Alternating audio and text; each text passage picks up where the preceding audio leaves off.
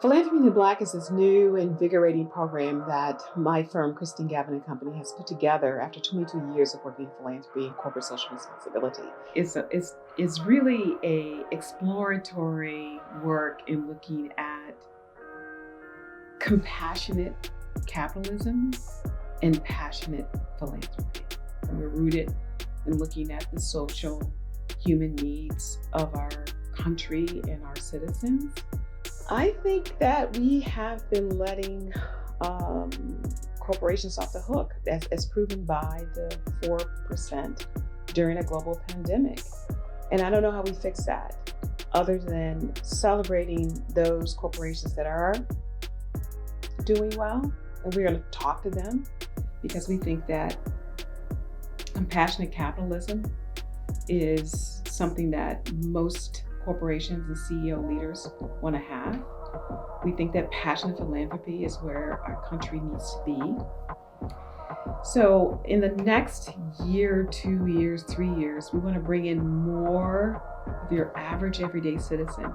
And to take this big word, this 17th century Greek origin word, and bring it down to a common understanding that we are all responsible for the well-being of others, and that corporations and capitalism is falling short, and we want to do better. And how can we do better? And these are the stories that we're going to be telling through Philanthropy in the Black. The way corporations operate can showcase their sense of humanity. While over 750 companies have announced cutting ties with Russia over the unjust invasion of Ukraine, 20 American companies are continuing business as usual with Russia. After Shell Oil first stated it was going to continue buying oil from Russia, the American public responded with calls of boycotting the oil company, seeing a swift turnaround by Shell in announcing its withdrawal from Russia. This is the power the educated consumer wields in driving compassionate capitalism.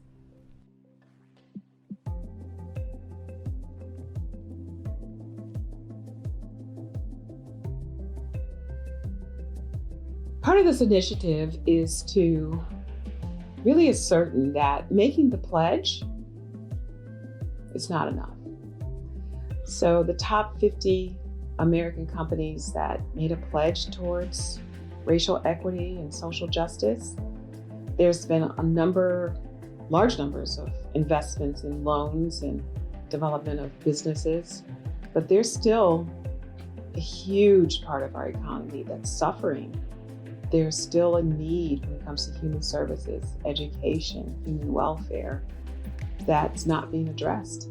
And that bottom 1% is the most important, crucial part of our economy that makes us whole.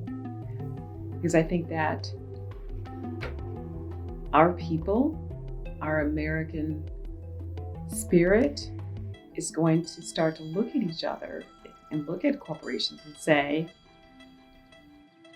are you a part of our humanity?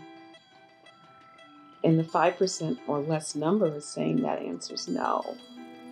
If we can get corporations to look at their profits and say, we're going to take the same approach to having our philanthropy in the Black, we will have a reimagined world.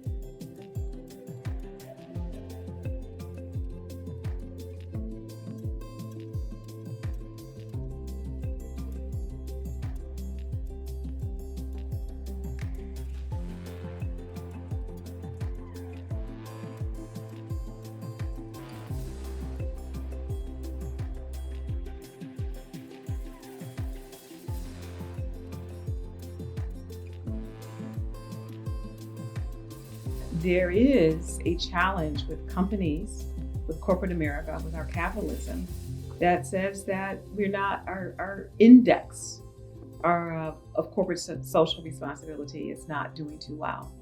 So in 2020, philanthropy, the numbers went this way: $471.4 billion was created in the industry. What's interesting is the dynamics and the percentages. So even during a global pandemic, our philanthropy did increase. Let's talk about where and how. So it increased with individual giving, which was somewhere around 69%. Foundations stood tall at 19-20%. Bequest were somewhere between 9 and 10%.